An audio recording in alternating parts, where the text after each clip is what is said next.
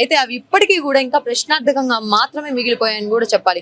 అయితే ఇప్పుడు బెయిల్ మీద ఉన్నటువంటి ఐబొమ్మ రవి బయట సోషల్ మీడియాలో గానీ లేదంటే మొత్తం మెయిన్ స్ట్రీమ్ మీడియాలో గానీ ఎక్కడ కూడా పీపుల్ కి నేను తప్పు చేశానని గానీ తప్పు చేయలేదని గానీ ఇప్పటి వరకు ఎక్కడ కూడా వివరణ ఇచ్చినటువంటి తావు లేదు. అయినప్పటికీ కూడా ఇక మరి మళ్ళీ ఇతను ఈ వెబ్సైట్ ని స్టార్ట్ చేశాడా, ఇతను మళ్ళీ లాంచ్ చేశాడా అనేటటువంటి క్వశ్చన్స్ ఇతనే స్టార్ట్ చేశాడా లేదంటే ఇదేమైనా చాలా పెద్ద వ్యవస్థ అని చెప్పేసి కూడా మనం ఆలోచించాల్సినటువంటి విషయం అనమాట. బికాస్ ఎందుకంటే లాస్ట్ టైం మనం చూసినప్పుడే కూడా ఇది ఒక వ్యక్తి నడిపించేటటువంటి చిన్న పని అయితే కాదు, దీని వెనక చాలా పెద్ద ఎత్తున ఒక పెద్ద బృందమే ఉంది. దానిలో అంటే మెయిన్ గా వచ్చేసి బెట్టింగ్ యాప్స్ ని ప్రమోట్ చేస్తూ వాటి యాడ్స్ ని ప్రమోట్ చేస్తూ ఈ సినిమాలను చూపిస్తూ మధ్యలో ఈ వీటికి యువతని ఎక్కువగా వీళ్ళు ప్రమోట్ చేస్తున్నట్టుగా కూడా వాళ్ళ మీద కేసులు పెట్టడం జరిగింది ప్రభుత్వం, పోలీస్ డిపార్ట్మెంట్ ని కూడా. మెయిన్ గా ఏంటంటే ఇక్కడ సినిమాలు అనేది కాకుండా సినిమాలు మాత్రమే కాదు, సినిమాలతో పాటు యువతని చాలా పెద్ద ఎత్తున తప్పుదారి పట్టిస్తా ఉన్నారు.